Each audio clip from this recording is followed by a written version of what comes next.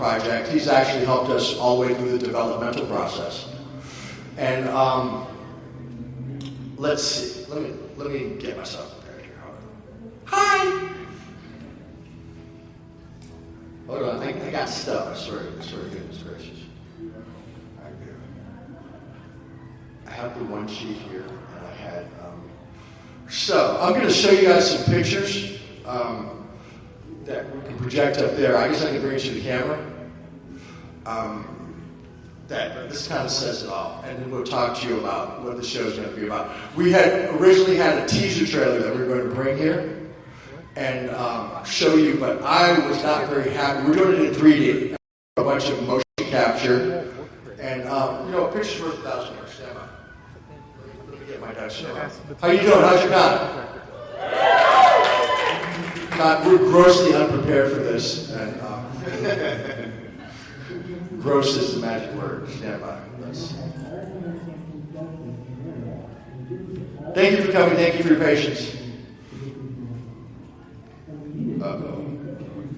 That's not good. You have an internet connection? Is there an internet connection here? There is?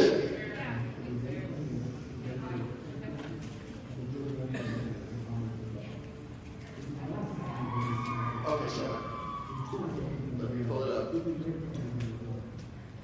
You guys have a good con? Yeah. I've had the best time of my life. Until last night, a bunch of trolls snuck in my room with tequila, and they held me down and poured it down my throat. And then about 2 a.m., Dante Bosco comes dancing in, and the party just got crazy. Everybody forgot about me and got on Dante. It's pretty nutty. So I'm looking for an internet password. So this is John. John, you want to tell them a little bit about our show? Yeah, how about I stall a little bit? All right, what we're trying to do is tell some cool stories. Can I tell them who we're talking to? Can I tell them? Yeah. All right. I just ask, anything that we project on the screen is you don't post on the internet yet. Yeah. This is just exclusively for you guys and no one else in the world. The rest of the world is shh. But for you guys, you're okay. All right, good. And we're friends. We can talk. What we're shooting at is a story about a boy who's incredibly gifted with the sword, but who is also a pacifist. So he's working with the one side of, he's got fantastic gifts that everybody has to recognize with the sword. That was his father's weapon, and personal vow not to harm a living creature. Well, that's all nice and good. We think that the sword is, just a thing. It's part of our culture that sword is justice, it's righteousness, it's authority, but it's also, for cutting meat off your bone. So, how do you justify those two things? Then I kind of stop talking because the rest is all plot. I can answer questions, I can't tell you stuff. But his father is the chief of the Wudong sword clan, but in case you wondered, Wudong or the Wu-Tang clan. Wu-Tang. Yep. Yeah, I heard that. I know you like Kung Fu. Oh, well, there's actually some really cool Kung Fu that went down in my suite. Hi, guys? Yeah, we got kind of crazy. I think I scared a couple of my friends. There was a point where where some people stayed and some people left. Okay. Yeah, this is just really working good. There we go.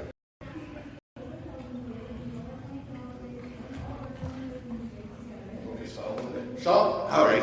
So another cool thing that's going on is that so I get to write the story, and I just get to sit in my little cave and make that happen. But what's happening on the whole other side of the continent is that these guys in Los Angeles are doing animation that we have not seen before, that has not been done yet. It's this motion capture technology in which Kisu and his stunt team can do real fights in front of a green screen, but then that gets turned into that gets turned into real-time animation with pre-developed characters. So you could, we could probably just enact a story right here, or do a fight right here if we had all the machines hooked up. You could do that from a laptop. Yeah. If we had the. So speaking of the green screen and the motion capture, can I get to your camera? Yep. We had the kids who are the Tap brothers, there's some parkour guys that they're in the new Captain America flipping around the deck of the ship, and they're the testers for American Ninja Warrior. And anyway, picture's worth 1,000 words. So.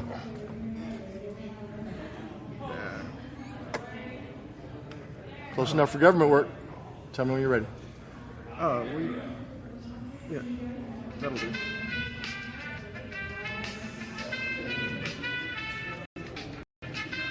That's Jason Chu that just came off of Planet of the Apes, as you can see.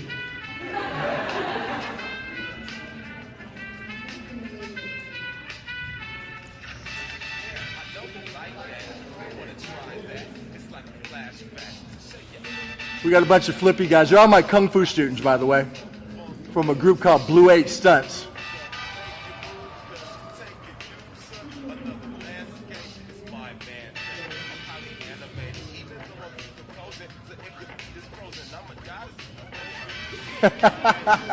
And the rest of it is just silliness. They're a bunch of lively guys. Anyway, the show looks, for our working stuff, looks a little like this.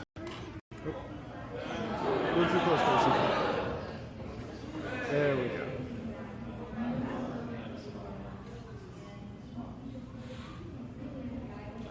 And we've got a whole cast of really cute characters. But that's our hero, Arjuna. It's I don't know if we're going to continue with that title, but it's really fun. Can you see that? I'm trying to get it. I don't want to give you too much about it. Yep. So I'm going to let Johnny read this other part since he wrote. Oh wait, stand by. Let's come back. There's another page, and you can see some of the artwork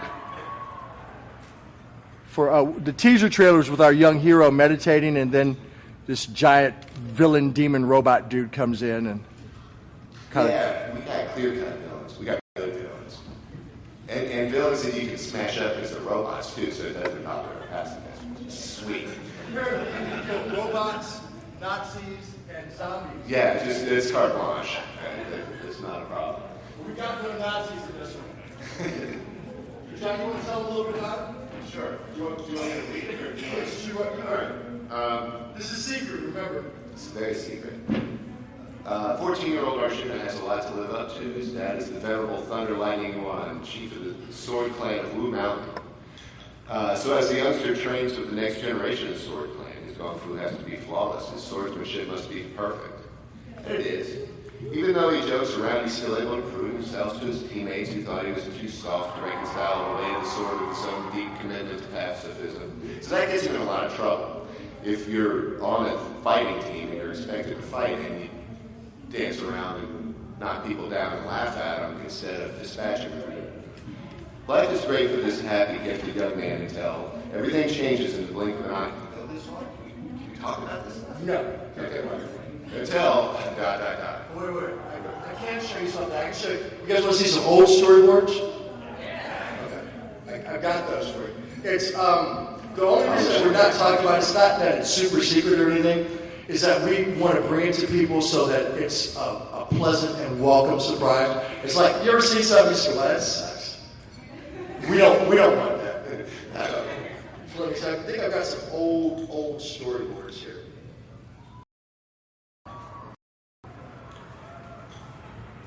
Arjuna versus the giant. Because we went with this original concept that he follows. He will disarm you, disrobe you, and then dismiss you. Send you home butt naked with his initials on your behind. Oh, that's not it. That's not going to work. I'm really sorry to disappoint you because we had some cool stuff planned for you, and my team kind of dropped the ball. So, The team. LA is full of flaky people, right? That's why I'm here, because I'm not flaky. Here we go. So, coming back, cameraman.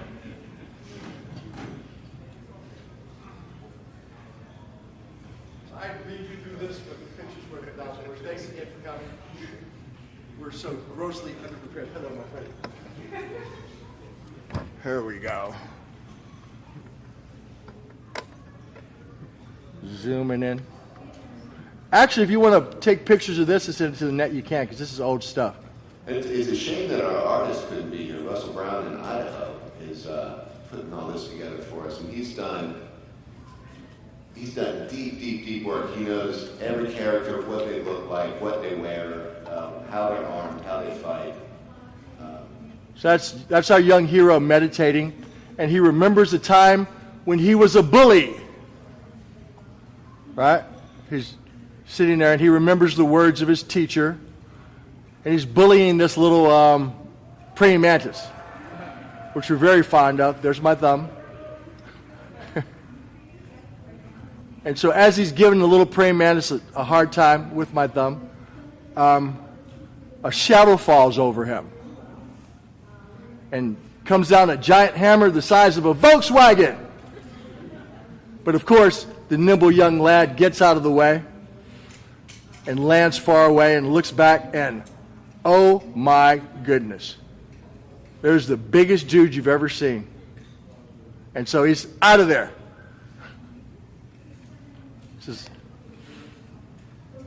He runs, and he finally gets caught in a cul-de-sac, nowhere to go, and so he's got to fight, which is just an excuse for some great kung fu. So as the giant tries to smash him, he moves and runs and flips and dodges and runs right up the freaking hammer. Right? Runs across his shoulder. He's slicing. He's cutting. But he's not cutting flesh. He's cutting stuff. Right? And he looks back, and the giant's just smashed everything, and uh-oh, something's funny.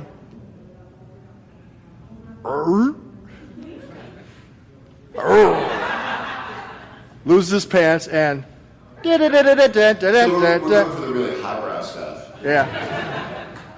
And I guess I'm pretty good. The end. And this little thing here, if you can see it, I had included in my pitch Bible.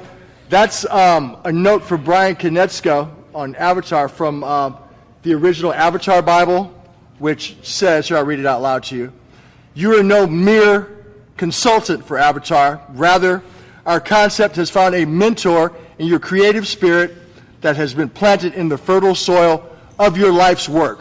I am beyond lucky to be able to count you as my Sifu, my friend, and collaborator. We look forward to an inspiring and prosperous journey together. Thanks, Brian Konetsko and Michael DiMartino." Yeah.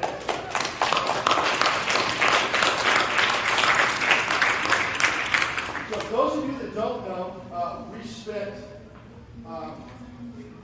literally 7 years making Avatar: The Last Airbender. That was a lot of time out of our lives. More importantly, the creators of the show. Those guys were at their desk every day, drawing all day, every day. And there were a lot of things that we wanted to do in that show that we weren't able to do. And I always had a thought, some sort of Legends of a Sword thing would be really cool. And they ended up bringing that forth with the character they drew, me, Piandao. And so I wanted to take that further. So we're going to do this piece about the lore of the sword, the handling of the sword, the struggle of being a swordsman. It's my teacher said something that you can stall again while I find this. What is the struggle? The struggle is exactly that. Is that he's a very highly skilled swordsman, martial artist, but he's really not interested in injuring anyone else.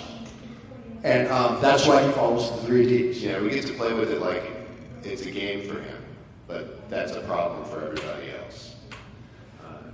This has been a super fun thing to work on because I can do all the high concept stuff, like when butt cheeks come out and you know.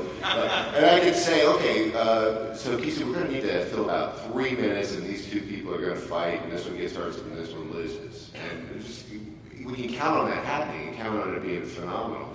And we can count on this animation that we can't show you because it's not all together, but from what I've seen, it's going to blow your mind. So my teacher gave me a few notes for the guidelines. So my teacher is probably the father of my life that I never really got a chance to know, and really told me everything that has made me who I am today. Everything that you see on Avatar that you like came from my teacher in his martial art curriculum. And my teacher said, here's a thought of mine. If you use the sword as the subject and the main character is involved in a sword clan, his natural instinct conflicts with the clan's sword. So my teacher thinks that the story should be about how he learns the sword, masters the sword, fights with the sword, becomes distorted by the sword, resolves himself with the sword, is enlightened by the sword, and finally abandons the sword. Right? Then he looks for a sword again. And his thoughts were, and I've taken these to heart, he said, my thoughts as I read your material, just intuitive thoughts and impressions.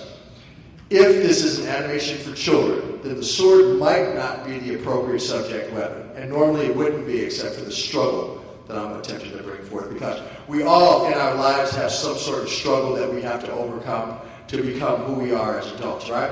Each and every one of us has our own path. And but he says, I think the Avatar hits it right. The principal weapon that represents goodness is not the sword. That is why it's so heartwarming. Now, unless the story is about ruling with absolute power, such as King Arthur, consider a natural weapon, which is what we did in Avatar with the staff. You know, all the bad guys had swords. Right? So here's the thought. If you use the sword as a subject, I think I read that already. Blah, blah, blah. Blah, blah, blah, blah. And none of this applies. But, what he gave us, and so Kisu forwarded me these notes about 1.5 years, 2 years ago. What that all turned into was, it's not appropriate. It's not. I mean, would you train a little kid to go out and cut people up? No, of course you would. But yeah, he's good at it, and he's good enough that we can explore that and deal with the psychological parts of it. Deal with the fact that, you know, he's not going to harm anybody. He's not going to do violence. He's going to get away with it. So what we want you to look forward to, pretty much not to waste more of your time, is we're going to have, this is an excuse for a whole bunch of really cool action that we're going to use all of my martial expertise, the martial art expertise of Sifu Manuel, and several other guest teachers that I have a lot of respect for, and it's going to have that same appeal that Avatar had in terms of its connection to real martial arts and you know, your ability to hopefully learn from something from it and grow from the experience. Yeah, and going deep into the cultivation of the self. You know, we talk about internal alchemy a lot. We talk about the changes that have to happen in your life and in your, for lack of a better word, in your soul as a result of your studies. And you know, that's the hero's journey in this, is his evolution as a character, his maturity. You know, what better time to mature than when you're like 14? Do any of you have any questions for us before what we're sharing? Yes, sir. How many different types of sword styles and weapon styles? That's a very good question. There are literally thousands of styles of the sword, and that's something that we want to bring across. There's literally hundreds of different shapes of different swords. Like, for instance, you saw Sokka's sword in Avatar, and you saw Master Piandao's sword, and they had another sword like in the shop when they were shopping, and there was a sword on the wall. We're going to deal with all these different sorts of swords. The main sword in this story is the first sword under heaven, which is a sword that possesses magical properties. And when it's at Wudong Mountain, everything is cool and calm and glorious. But when it's taken away, which it is in the story, problem. Yeah, that's when all the problems began. And we have our chief villain who's going to take that. Mr. Miles, how are you, sir? He's just going to take a squirrel. He's going to take, he's going to, it's going to be a quest to return this sword. And there's a whole bunch of other cool twists and turns that we're not talking about. We have a collection of characters who train with the main character, Arjuna, who have, there's a whole like mathematical sequence as to how these characters are derived, and it's been really fun to do. But then they also are experts with different kinds of swords. Yeah. They have different styles. And because we're dealing with kind of a fictional land, we can do, hey, let's bring in some guys who are skillful in this style. So And then the sky's the limit within about 3 seasons. A whole entire different sword style. Basically, we're going to take everything and we're going to motion capture from live characters and really bring the true essence of swordsmanship to the screen. Did I answer your question? Thank you, sir. It's, Don't have a number to put on it, though. yes, sir, right there. So, I assume since this is being based in Chinese martial arts, there are quite a few standard swords for that sort of thing that I would assume the main character would be using. What would be his main sword? Because that really probably comes down to, is he using a pion or is he using a broadsword? He will use the GM. So a couple of the characters are going to use double broadsword. Some of them are going to use double GM. And we just have a plethora. There's one character that fights with 2 shields with like spikes on the end. Yeah. And we're doing another character that has like the Thundercats telescoping staff, and then turns into a spear or something. We're playing with a bunch of stuff. There's going to be a lot of magic in the show. The Wudong or alchemist. So transmuting lead into gold, and they're going to all these things. There's going to be a lot of cloud hopping and flying down off the mountain. How do you get down off the mountain in an emergency? Hey, you'll see. All right. Yes, sir. This is really more of a Avatar question, so I don't know. Can I ask? Yes, absolutely. Okay. What was the inspiration for the Sokka sword? What was the inspiration for using it from a meteorite? Oh, we wanted to do something that was really exotic. That all came up from the writers. They had a team of writers, and that they would, when they were developing the different seasons, they would go off. Aaron Azette, if I'm pronouncing his name correctly, was our chief writer, and then Josh Hamilton and a couple of the other guys that I can't remember everybody's name. Katie Matella and a few other people. They would all go into these sessions and pop up with this stuff. So it's the source thing popped up. I was actually pitched them on a couple episodes that were fully about the sword, and they were really careful about that, because when you're showing a show for children, there's something to consider called imitatable behavior. So we didn't want a bunch of guys running around poking each other's eyes out and stuff like that. So I had some swords in my collection on my wall, and like the Sokka sword, for instance, was a 2-handed sword I brought back from Wudong Mountain. The Pian Dao sword was a 2-handed war sword that was actually an antique that I picked up in China at some point. So, it was, Avatar was inspired by a bunch of fun, and it was inspired by a bunch of associations. Different people on the show ended up in the show. It was really weird. Like our post-production supervisor ended up being the hot girl with the whip, the bounty hunter girl, Jim. Yeah, so it was awesome. Did I answer your question? Yeah. More or less. Moving on. Yes, sir. Yeah, I was gonna ask, like in Rurouni Kenshin, he's like a pacifist too. Is there he has a point in the story where he becomes a badass? Like a better word. Yeah. A different person of himself, and It is corrupted by the sword, right?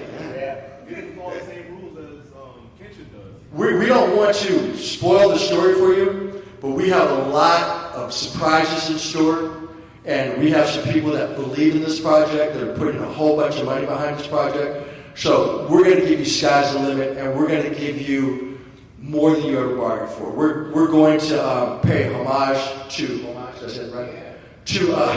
Homage to all the best and our favorite kung fu movies ever. Sifu Manuel knows some really great sword techniques. You're going to see a lot of real sword in the show, and we're going to balance it with good morality and conscience, honor, duty, loyalty, friendship, love. You ever see a sword fight in a show or on the movies and say, just kick it, right?